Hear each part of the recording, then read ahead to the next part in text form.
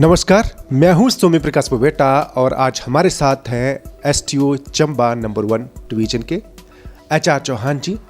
चंबा जिले में आजकल बिजली बोर्ड काफ़ी चर्चा में है क्योंकि आउटस्टैंडिंग की वजह से नोटिस जारी होते हैं, कईयों की बिजली काटनी पड़ रही है। इसकी मजबूरी क्या है, एसटीओ साहब बताएंगे। क्योंकि सरकार का दबाव है, जब सरकार का दबाव होता है जो अधिकारी होते हैं उन्हें काम करना पड़ता है, अन्यथा उनकी भी जवाबतलबी होती है। इसलिए ये चीज़ें चल रही है। तो हम इस संदर्भ में बारीकी से उनसे बात करेंगे। पहले तो एसटीओ साहब स्वागत है आप। Thank you. अच्छा, मुझे ये बताओ कि पहले चंबा नंबर 1 सब डिवीज़न में कितनी आउटस्टैंडिंग चल रही है सर? हमारे इस वक्त चंबा नंबर 1 में कंज्यूमर 15,000 के लगभग है, ऑल कैटेगरीज। उनका आउटस्टैंडिंग अभी हमारे उसमें 40 लाख के लगभग है, जिसमें हमने इसमें हम उनको नोटिस इशूड करते हैं। इस बार में हमने लगभग 300 के करीब नोटिस इशूड की है, इसमें वेरियस कैटेगरीज है। तो 40 लाख का आउटस्टैंडिंग अभी बकाया है। अच्छा सर, जैसे जब नोटिस जारी होते हैं तो उसमें एक प्रक्रिया रहती होगी सर। तो पहले नोटिस जारी होते हैं, उसके बाद बिजली के कनेक्शन कैसे करते हैं, थोड़ा सा ये भी बताएं ताकि जो उपभोक्ता है वो इन चीज़ों को लाइटली लेते हैं और उनको ये मालूम नहीं है कि ये जो निर्देश होते हैं सरकार की तरफ से निर्देश होते हैं और ये जो डिपार्टमेंट है अगर नहीं अमल में लाएंगे तो इनकी जवाबतलबी होती है। तो पहले मुझे ये बताएं कि जब नोटिस होता है तो कितना टाइम बाउंड रहता है कि उसके भीतर बिजली का बिल जमा करवा सकते हैं? मोस्टली होता क्या है, सर्दी में कंजप्शन ज़्यादा होती है, तो कंजप्शन ज़्यादा होने की वजह से हमारे जो आउटस्टैंडिंग अमाउंट बढ़ जाता है, क्योंकि वो टाइमली दे नहीं पाते हैं। तो हमारा होता है, सबसे पहले ये होता है कि हम 15 दिन का नोटिस देते हैं नॉर्मल। 15 दिन में अगर कोई कंज्यूमर नहीं देता है तो उनका हम TDCO कर लेते हैं। TDCO means temporary disconnection order. ठीक है। अच्छा, जब भी टेम्परेरी ऑर्डर जब होते हैं, जैसे डिस्कनेक्शन या कनेक्शन को काट दिया जाता है, तो उसके बाद मुझे लगता है कि फिर से कनेक्शन लेने के लिए चार्जेस लगते होंगे सर? जी, जब किसी उपभोक्ता का हम TDCO करते हैं, टेम्परेरी डिस्कनेक्शन कर लेते हैं, तो उस केस में दोबारा अगर उसको रिकनेक्शन और RCO बोलते हैं तो 250 रुपये फीस जमा करवानी पड़ती है। 250 प्लस जो आउटस्टैंडिंग अमाउंट है वो पूरा बोर्ड खाते में आके उनका कनेक्शन जो रिस्टोर किया जाता है। अगर फिर भी नहीं करता है कोई कंज्यूमर, तो निवेदन करने के बावजूद भी तो उनका हम परमानेंटली डिस्कनेक्शन करते हैं। तो आजकल बोर्ड में स्पेशल ड्राइव है, सर्दियों में खपत ज़्यादा है तो चोरी भी पकड़ी जा रही है जगह जगह पूरे हिमाचल में। तो हमारे बोर्ड के जो हायर अथॉरिटीज़ है उनके भी डायरेक्शन है, इसमें से बाहर हमें भी डायरेक्शन है और हमें फील्ड में जाना पड़ता है। जो हमारे नॉर्म्स है उसमें हम वेरियस कंज्यूमरों को चेक करते हैं, आउटस्टैंडिंग अमाउंट हो या कोई थेफ्ट हो या अनऑथराइज एक्सटेंशन है। होता क्या, सर्दी में लोग जो है ज़्यादा कंजप्शन होते हैं, उनके फाइल जो हमारे पास है वो बड़ी पुरानी है, जैसे उनके फादर साहब है, फोर फादर है, दादा परदादा, चाचा ताई व्हाट्सएवर, तो कागजों में वो। लेकिन साइड में आप देखोगे आजकल आपका इंफ्रास्ट्रक्चर बढ़ रहा है, फैसिलिटीज़ बढ़ रही है घर में। किसी घर में 4 गीजर है, हीटर है, AC है, आपकी हीटर है, तो उसमें आपकी कंजप्शन ज़्यादा है। तो वो कागजों में हमें दिखती नहीं है, वो हिडन है। जब तक लोग नहीं बोलेंगे, यहाँ नहीं आएंगे, वो टेस्ट रिवाइज नहीं करेंगे, तब तक कोई हिडन लोड नहीं है। तो उसका क्या होता है एक फ़ायदा, जब वो हिडन लोड आपके कागजों में आ जाएगा तो स्कीम हम प्रपोज करते हैं, कोई भी सिस्टम है उसको अपग्रेड करते हैं। जैसे 25 का हो तो 63 में करेंगे, अल्टीमेटली लोड बढ़ेगा तो आप लोगों का काम आएगा।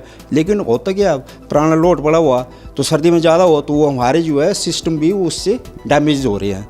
मैं आपको समझा दूं, जो वोल्टेज की कम ज़्यादा खपत की वजह से जो परेशानी जूझने पड़ रहे हैं, क्योंकि उसकी वजह से कट भी लग रहे हैं, तो इसलिए होता है कि अचानक वोल्टेज बढ़ जाती है। वो इसलिए बढ़ती है क्योंकि आपकी जो लोड क्षमता थी पहले 2 कमरों की थी, लेकिन अब आपने 6 कमरे डाल दिए हैं। तो आप समझ सकते हैं कि वो लोड जब डिवाइड होगा तो कितनी कंजप्शन बढ़ेगी। तो मैं सही बोल रहा हूँ ना, यही चीज़? एग्जैक्टली। एक्चुअली होता क्या है, वो सिस्टम में वो तो है नहीं, लेकिन एक्चुअली आप यूज कर रहे हैं मॉर्निंग, इवनिंग में, पीक आवर में।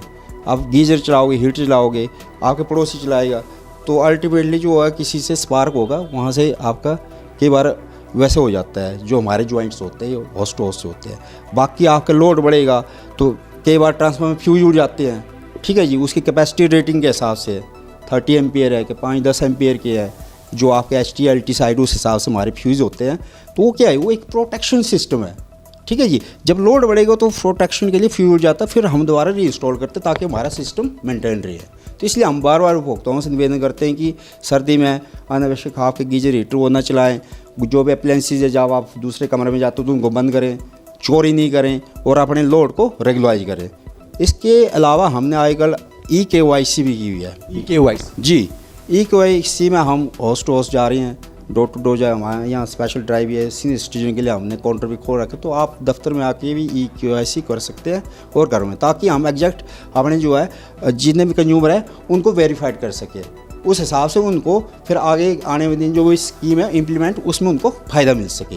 अच्छा, मेन बात यही है कि आपको जो वोल्टेज जो क्षमता है आपके घर की, उसकी समय समय पर बढ़ाते रहना चाहिए, क्योंकि आपने अगर सपोज लोड क्षमता जो बढ़ानी पड़ेगी, क्योंकि हो सकता है आपने पहले 4 कमरे थे लेकिन अब 4 और डाल दिए, लेकिन वहाँ पर भी गीजर हीटर ये सारी चीज़ें चलेंगी तो वोल्टेज बढ़ेगी, यानी कि वोल्टेज की क्षमता बढ़ानी पड़ेगी ताकि आपकी जो बिजली की व्यवस्था जो है, आपूर्ति जो है सही तरीके से चलती रहे।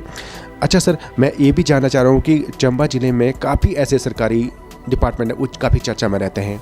हमने सुना है कि कई सरकारी जो डिपार्टमेंट है वो बिजली का जो बिल की अदायगी नहीं कर रहे हैं, जिसकी वजह से आपको बार बार ऊपर से दबाव है कि आप इसकी रिकवरी करें। तो उस संदर्भ में थोड़ा सा जानकारी दें सर। हमारे वेरियस कंज्यूमर जो होते हैं, जैसे मैंने बताया, डोमेस्टिक होंगे, कमर्शियल होंगे, NDNC होंगे, जो गवर्नमेंट डिपार्टमेंट्स मोस्टली उसमें आते हैं, टेम्परेरी होंगे। तो हमने स्पेशल ड्राइव की है, इसमें हम डोमेस्टिक भी कवर कर रहे हैं, कमर्शियल भी कर रहे हैं, गवर्नमेंट जो भी डिपार्टमेंट्स है उनसे भी हम कवर कर रहे हैं। अतः उनसे भी अनुरोध रहेगा कि वो अपने टाइमली जो आउटस्टैंडिंग अमाउंट है वो बोर्ड खाते में दें, ताकि हमारे जो आउटस्टैंडिंग अमाउंट वो कम हो। तो इसमें कुछ डिपार्टमेंट है उनसे भी रिक्वेस्ट की जाती है कि वो अपने आउटस्टैंडिंग अमाउंट जो है वो दे। अभी बिजली बोर्ड में आउटस्टैंडिंग अमाउंट मैंने खुद पर्सनली उनसे की, कुछ डिपार्टमेंट्स हैं उनसे मैं एजुकेशन से की, फॉरेस्ट से मैं पर्सनली मिला उनसे, उन्होंने मुझे एश्योर्ड किया है कि बिल बन के वो ट्रेजरी में चले गए, लेकिन कुछ दिक्कत की वजह से वो पास नहीं हो रहे हैं। तो आने वाले टाइम में हफ्ते में वो हो जाएंगे। तो खुद इनिशिएटिव हमारे जेज भी कर रहे हैं, हम भी कर रहे हैं, हमारे ऊपर जो हाई अथॉरिटीज़ वो भी कर रहे हैं, सारे अपने अपने लेवल पे काम कर रहे हैं। इसके अलावा मैं रिक्वेस्ट करूँगा कंज्यूमर जो दूसरे हैं, आपके दुकानदार हैं, आपके होटलियर हैं, आपके डोमेस्टिक कंज्यूमर हैं, उनसे अनुरोध रहेगा कि आप अपना बिजली बिल टाइमली दो, ताकि आपका बिजली बिल जो है आउटस्टैंडिंग अमाउंट नहीं रहे और आपकी बिजली सुचारू रूप से चलती रहे। अच्छा, मैंने ये भी देखी है कि जब सरकारी डिपार्टमेंट को जब नोटिस जाता है तो उनको लगता है कि ये सरकार के डिपार्टमेंट एक दूसरे की हम टांग खिंचाई कर रहे हैं, जबकि वो इस चीज़ें नहीं समझ पा रहे हैं कि ये सरकारी दफ्तर तभी चलेगा जब जो आउटस्टैंडिंग जो अमाउंट है वो कम होगा। और ऊपर से भी आपको काफ़ी दबाव, मैंने ये भी देखा कि जब आपकी हायर अथॉरिटी की मीटिंग होती है तो उसमें भी बड़ी चीज़ें खिंचाई होती है कि आपके इस सब डिवीज़न में इतनी आउटस्टैंडिंग है, तो उसको लेकर स्पष्ट करें सर। जी, डिपार्टमेंट जो है बोर्ड के एक अंग है, डिफरेंट है, लेकिन सारे एक बोर्ड के कर्मचारी, एक बोर्ड के ये एक अंग है, एक सिस्टम है, ठीक है। इसमें ऐसा गलत कुछ नहीं है, प्रोसीजर के अनुसार हम कार्य करते हैं। कोई भी डिपार्टमेंट हो अपने क्लेम जो है वो करेगा, हमारे क्लेम जो है कोई आउटस्टैंडिंग बोर्ड करेगा, ताकि हमारे टाइमली जो हमारी यादगी हो सके, हमारे जो एम्प्लॉयज़ है उनको हो सके टाइमली, वो उसको बजट में आगे कुछ प्रोविज़न हो जाए, स्कीम बने उनके लिए इम्प्रूवमेंट। लेकिन टाइमली जो हमारे बजट में इस वजह से प्रावधान नहीं होता, कोई भी चीज़ हमें आउटस्टैंडिंग अमाउंट हो पूरा नहीं आता है, चाहे आपके डिपार्टमेंट्स हो, आपके कंज्यूमर्स हो, या कोई दूसरे हो, या आपके इंडस्ट्रीज़ हो, तो टाइमली नहीं पाता है। तो ये एक प्रोसीजर का हिस्सा है, डिपार्टमेंट टू डिपार्टमेंट चलता है, लेकिन वी आर एम्प्लॉयज़, हमें करना पड़ता है। लेकिन इसमें नहीं कि टांगे खींच रहे या किसी की बुराई, it is part of job का एक हिस्सा है जो हम कर रहे हैं। हर डिपार्टमेंट चाहता है कि अपने आउटस्टैंडिंग अमाउंट ही अपना काम करे, और हर डिपार्टमेंट का अपना दायित्व है, उसी तरह हम भी निभा रहे हैं। अतः दूसरे डिपार्टमेंट से मेरा अनुरोध रहेगा कि हमारा आउटस्टैंडिंग अमाउंट जो वो हमें टाइमली जमा करवाएं, ताकि हमें भी कोई आगे दिक्कत या परेशानी का सामना ना करना।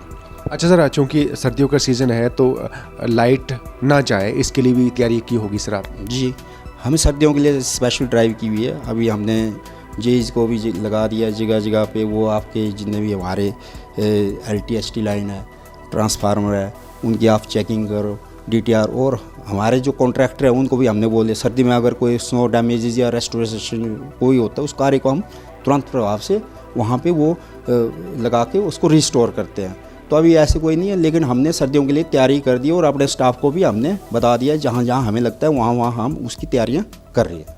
अच्छा, बिजली बोर्ड की तरफ से चूँकि अभी बर्फबारी हो सकती है, संभावना है, तो बिजली ना जाए इसके लिए विशेष तौर पर तैयारी की गई है। और जैसा कि इन्होंने कहा कि जो इनके अंडर मेन पावर है उनको निर्देश दे दिए गए हैं ताकि लोगों को कोई दिक्कत पेश ना आए।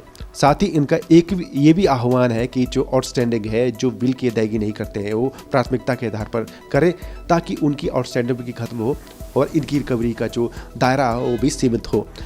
एंड में आपकी तरफ से एक मैसेज चंबा सब डिवीज़न के उपभोक्ताओं को, ताकि उनको लगता है कि HR चौहान साहब व्यवहार के तौर पर नेचुरली नोटिस जारी करते हैं तो उनको लगता है कि पर्सनली ले रहे हैं। पर्सनली नहीं है, ये डिपार्टमेंट के SDO है, इनका एक जॉब प्रोफाइल है। अगर ये नहीं करेंगे तो कोई और करेगा, लेकिन करना तो पड़ेगा क्योंकि अगर ये नहीं करेंगे तो इनकी जॉब तलबी भी होती है। तो एंड में एक मैसेज। थैंक यू, बहुत अच्छा क्वेश्चन किया आपने। जो स्टाफ में जो भी एम्प्लॉयज़ है, जो भी स्टाफ है, चाहे जो भी पोस्ट है, अपने पोस्ट के हिसाब से सारे अपना रोल निभा रहे हैं। हमारी ड्यूटीज़ है, आपकी भी अपनी ड्यूटीज़ है, हमारी भी। इसलिए कंज्यूमरों की भी अपनी ड्यूटी बनती है कि टाइमली अपना डिपॉजिट जो है, ड्यूज आउटस्टैंडिंग वो जमा करवाए।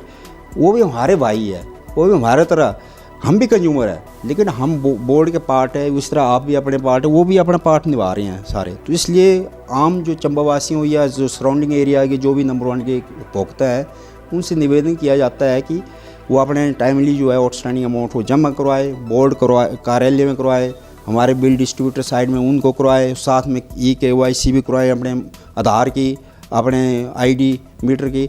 और आप ऑनलाइन भी कर सकते हैं, जैसे आपकी सुविधा हो। सीनियर सिटीजन के लिए अलग से हमने विंडो खोल रखी है, अगर वो आने चाहते तो उनके लिए अलग सी है, लेडीज के लिए अलग, जेंट्स के अलग है। इसके अलावा आप ऑनलाइन आजकल तो बड़े ऑप्शन है, बोर्ड की वेबसाइट है और भी सारे ऑनलाइन ऑप्शंस है, तो आप कर सकते हैं। आप जब कभी आप कहीं भी आओ, मोस्ट वेलकम। आपका बहुत बहुत आपका धन्यवाद रहेगा।